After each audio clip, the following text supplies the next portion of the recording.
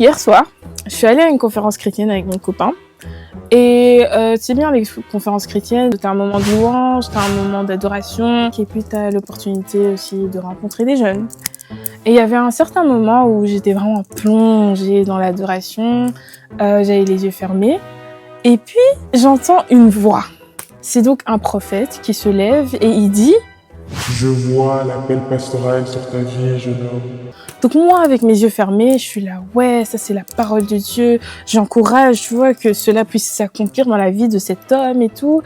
Je sais pas ce qui m'a poussée à ouvrir mes yeux, mais je voyais que le prophète s'approchait de nous, un peu trop.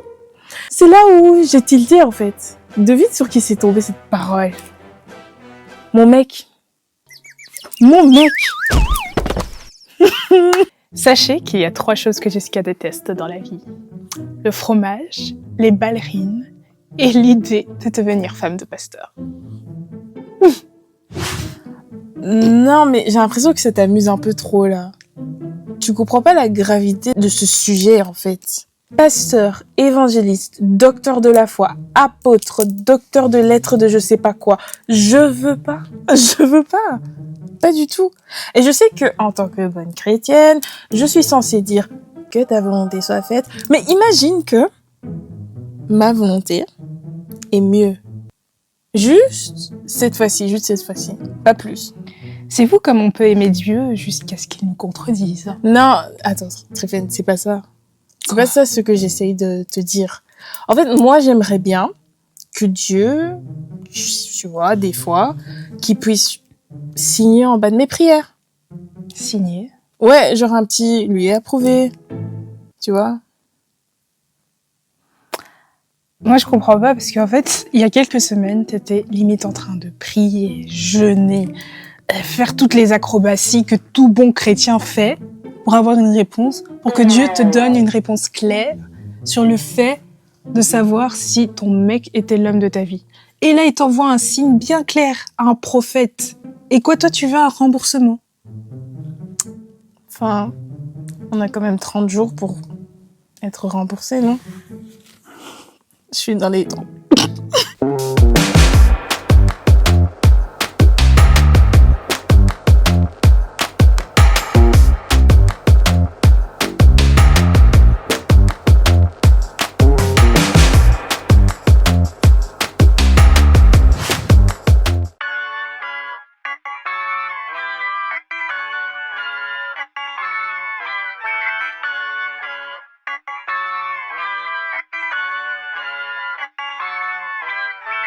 Que ta volonté soit pas faite. Ce titre, en fait, il peut représenter ce qu'on est en train de dire, tu vois. Parce qu'on parle d'un futur, des décisions qu'on prend, du coup, on est maître nous-mêmes, on se met en avant et on est maître de nos décisions et de notre vie, tu vois. Et parfois, en tant que chrétien, on oublie que on peut pas prendre toutes les décisions, comment dire ça, que la vie et la mort sont au pouvoir de la langue. Il nous a donné cette arme-là où on peut prendre des décisions et grâce à nos paroles et à ce qu'on dit, notre vie peut changer complètement. Mais rappelle-toi de la scène qu'on a fait dans l'épisode avant. Pourquoi est-ce que tu veux pas que la volonté de Dieu soit pas faite? Je pense pas que ça a à voir avec le fait de vouloir contrôler ton résultat. Là, je parle de mon point de vue. Je pense que c'est plutôt parce que tu ne sais pas ce qui sera le résultat. Et du coup, ça fait peur. Ouais, ça fait peur parce que c'est de l'inconnu, tu vois. Mais si, par exemple, on prend l'idée de JK dans l'épisode qu'on vient de jouer, vous avez vu qu'elle était dans un non catégorique, qu'elle ne veut pas épouser un homme qui va devenir pasteur ou qui est pasteur, tu vois. La question profonde à se poser derrière, c'est est-ce que c'est vraiment genre juste une envie, c'est une crainte, ça vient d'où en fait ce fait de refus total catégorique? Une fois j'en discutais avec un pote qui me disait justement parfois il faut être un peu détaché des choses et se laisser un peu emporter par ce que Dieu il écrit comme histoire pour toi, tu vois, parce que tu peux te décider genre en mode je veux pas épouser un homme de pasteur et t'es en train de passer à côté d'une vie qui devait être incroyable pour toi, tu vois. Ouais, mais tu sais que tu peux arriver à un point où carrément tu te dis, il n'y a pas de souci, je m'en passe de cette vie, tu vois. De quelle vie? Oui, je sais. De cette vie qui est incroyable pour moi. En fait, moi. parce que t'es un peu dans l'auto-sabotage. Parce que tu sais que, imaginons, genre, Dieu, il te dit, ça, c'est le big cadeau que j'ai pour toi. J'ai vraiment un big cadeau qui va être énorme et tout ça, mais je sais que c'est un truc que tu détestes. Et en fait, sans le savoir, pour pouvoir, en fait, en te donnant ce cadeau-là, il veut travailler un trait de caractère chez toi.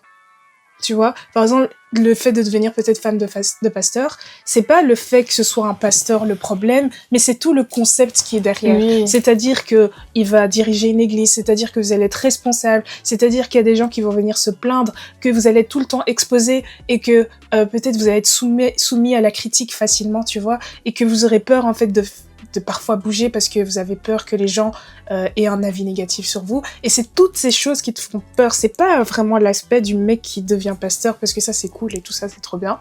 Mais alors là, en gros, t'es tout seul dans ton truc. mais c'est cool. Tout le package qui vient avec. Mais sans savoir qu'en fait, peut-être que le fait que toi tu deviennes femme de pasteur, ça pourrait travailler un trait de caractère chez toi qui va t'ouvrir des portes et tu vas être peut-être la réponse à une prière d'une jeune fille quelque part. Mais pourquoi parce ce trait de fallait caractère que tu deviennes pas femme être de travaillé pasteur. par une autre... Eh je suis en train de dire... Mais c'est comme si tu disais que Moïse, imagine Moïse, genre, il restait... Lui aussi, il a traîné, tu vois. Ou même quand on pense à Abraham qui n'a pas attendu la promesse de Dieu et sous les conseils de sa femme, il a été voir une autre femme pour avoir un fils. Alors que quelques années après, la promesse est arrivée, tu vois.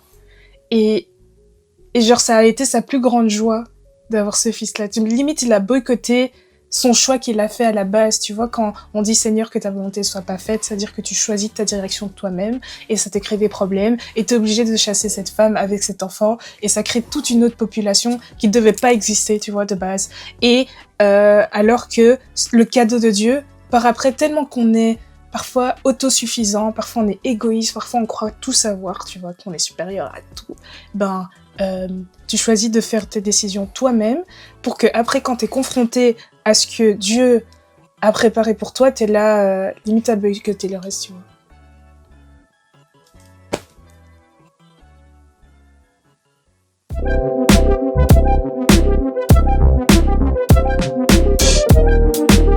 En fait, je me rends compte que ça fait tellement peur, tu vois. Ça fait tellement peur de se lâcher. De faire confiance à Dieu. Voilà. Juste au court. Ça fait tellement peur de faire confiance à un être que tu vois pas. Maintenant, quand une certaine situation se présente et toi, tu veux faire qu'à ta tête, à mon avis, c'est la nature humaine qui prend le devant. Ouais. En mode survie, en mode survie, en mode crainte, tu vois. Autodéfense, tu réagis tout seul. Mm-hmm. En fait, le truc, c'est que chaque décision que tu vas prendre est toujours basée sur ce que tu connais. Tu vois? Oh, waouh. J'avoue. Et comme l'inconnu fait peur, t'as pas envie de te lancer là-dedans. C'est d'office une décision, un chemin que tu veux entreprendre, tu vas prendre ce chemin parce que t'as entendu peut-être que un tel a déjà essayé de faire ça comme étude et ça, elle est devenue là, elle est arrivée là. Tu vois, parce que c'est des choses que tu connais. Mais quand ça parle de Dieu, la plupart du temps, les choses qu'il te demande de faire sont des choses que tu ne connais pas. Et donc tes décisions, ou toi en tant qu'humain, parce que ton cerveau en fait il est fait pour te protéger en tant qu'humain, faire en sorte que tu survis. Et donc quand tu es confronté à une certaine situation dont t'as aucune information, et ben ton cerveau il va chercher toutes sortes de solutions, mais pour te protéger, tu vois. Mais tu penses pas qu'on devrait alors plus s'exposer à tout ce qui nous fait peur? Parfois, quand t'es dans une situation où t'es en mode panique et ton cerveau, je vois déjà tous les petits êtres courir dans tous les sens. Qu'est-ce qu'on fait? Qu'est-ce qu'on fait? En fait, il faut t'imaginer qu'est-ce qui est le pire là-dedans. Parce qu'en fait, le pire de pire, c'est que tu meurs. Et c'est très rare. C'est vraiment... Et ton corps et ton cerveau, en fait, il est fait pour éviter ça. Éviter ça. Ouais. Mais ça serait très rare que tu sois exposé à une situation où tu risques de mourir, à part sur, par exemple, une voiture qui vient, qui te surprend, qui te ramasse, des trucs comme ça, mais genre là, t'es pas préparé à ça. Mais genre en mode, par exemple, une confrontation avec des gens où t'as l'impression qu'ils ont un caractère un peu plus imposant que toi, et t'es là à te cacher et tout ça, mais dans ta tête, t'as déjà une rhétorique, enfin, tu sais déjà qu'est-ce que tu peux leur dire, pourquoi est-ce que tu n'oserais pas justement le faire? Parce que le pire, c'est que c'est juste que peut-être qu'ils te mettent de côté ou que justement, sans le savoir, si tu oses faire ça, ben ça va être ton jour de délivrance parce qu'ils vont dire ah ouais, avec celle-là on peut pas jouer, tu vois. Juste parce que ta peur te dit que tu vas être mis de côté, tu vas être rejeté, mais ok, tu vas être mis de côté, rejeté, haine. Mais c'est quoi là? Ouais. Le monde ne s'arrête pas en fait. C'est vraiment ça, c'est cette peur qu'il faut. Enfin, c'est facile à dire après. Je pense qu'il faudrait plus s'exposer aux choses qui nous font peur. Et une des choses, ça serait de faire confiance à Dieu. Faire confiance à Dieu, c'est comme sauter dans le vide, parce que justement, c'est un être que tu ne vois pas. Et c'est juste ta foi qui soutient en fait, pas l'idée de Dieu, mais qui est ton essence, quoi. C'est ce qui te booste. Oui, c'est ça qui va te booster et qui prouve non seulement à Dieu que tu le fais confiance, mais aussi que tu utilises en fait un moyen qui n'est pas de ce monde, tu vois, parce que ici dans le monde, on est plus sur les choses qui sont naturelles, ce que tu vois. Ce que tu vois, alors que la foi, elle va pas regarder aux choses que tu vois, mais aux choses que tu vois pas. Tout ce qui est de l'ordre de l'imaginaire, tu vois. Et ça, c'est déjà un acte de foi en soi. En gros, voilà, que ta volonté soit faite. Je pense que cette prière nous a pas été montrée pour rien, mais que derrière, il y a tout un message qui est caché. Parce que tu fais confiance à quelqu'un qui a vraiment du recul extrême par rapport à ta situation. Parce que toi, tu peux dire au Seigneur, non, Seigneur, que ta volonté ne soit pas faite, parce que c'est basé sur de la crainte, en fait. Parce que tu fais pas confiance à ce qu'il te dit, parce que tu n'as aucun contrôle sur ce qu'il te propose de faire, et que en tant qu'être humain, on veut contrôler les choses. Comme tu disais, le cerveau, il se met en mode survie, en mode autodéfense. Mais si tu te dis, ok, je fais ce pas de la foi, de me jeter dans le vide, c'est-à-dire faire confiance à Dieu, ben, on pourrait être fortement étonné des bénédictions ou de la vie qui se trouve derrière ce pas de foi. Alors que si tu te caches derrière la peur, tu sais pas tu sais pas à côté de quelle vie t'es en train de passer, tu vois. Et du coup, moi, je te dis que si tu dois épouser un homme de pasteur, Jessica, passe de l'autre côté. Tu veux terminer cet épisode en paix? Oui. Oui. Alors, on dit pas des trucs pareils. Mais on a écrit les scripts, il fallait pas écrire un script comme ça. Le script était basé sur des faits réels. Non, je rigole. Mais en soi, comme ça, vous savez, elle veut vraiment faire épouser un homme de pasteur. Donc voilà, tous les mecs qui veulent devenir pasteur, n'essayez pas, Jessica. Je suis vraiment désolée, mais je sens pas l'appel. Donc, il y a d'autres sœurs qui ressentent l'appel, ok? Mais après, depuis quand c'est un appel aussi? Ben, je vois ça dans les comments, ouais, moi j'ai l'appel de maman pasteur. D'accord. Et comment yayo, pardon. Donc à côté de apôtre, pasteur, prophète, docteur de la loi. Mais ici, il y aura qu'une seule maman pasteur et elle est juste en face. Je rigole. Non. Mais ok. Ouais, donc qu'est-ce que toi tu vas mettre en place pour sortir de ta zone de confort cette semaine? Moi, je pense que ce qui sera un bon départ, je pense qu'on a tous au moins des promesses de Dieu dans nos têtes qu'il nous a déjà faites, ou des prophéties qu'on n'a pas voulu activer par crainte. Donc moi, je te proposerais de reprendre toutes ces prophéties, toutes ces promesses, et de les regarder et te dire, ok, pourquoi est-ce que j'ai mis ça en pause, ou pourquoi est-ce que je suis en train de fuir cet appel-là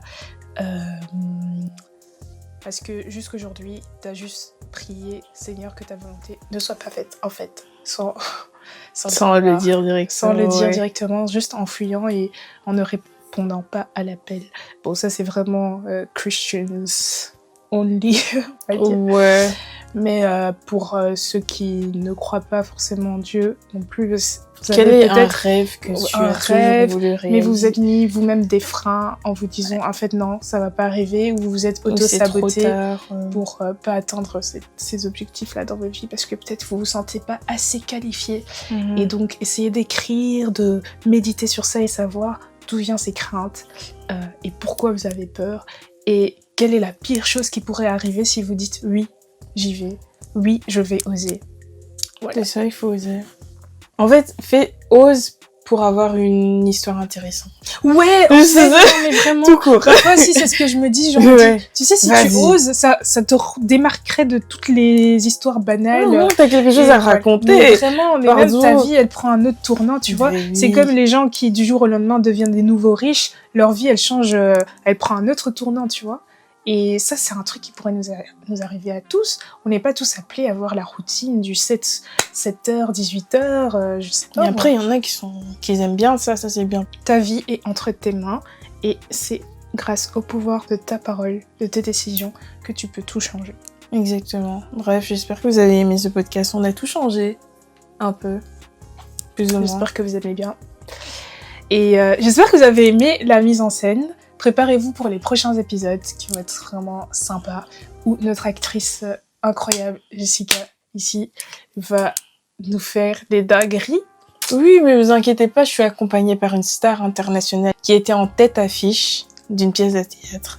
Et donc, elle et moi allons travailler ensemble pour vous divertir. Ouais, en ensemble. fait, non, on vous divertit pas, on cherche Nous, à amener contre de la le monde. réflexion.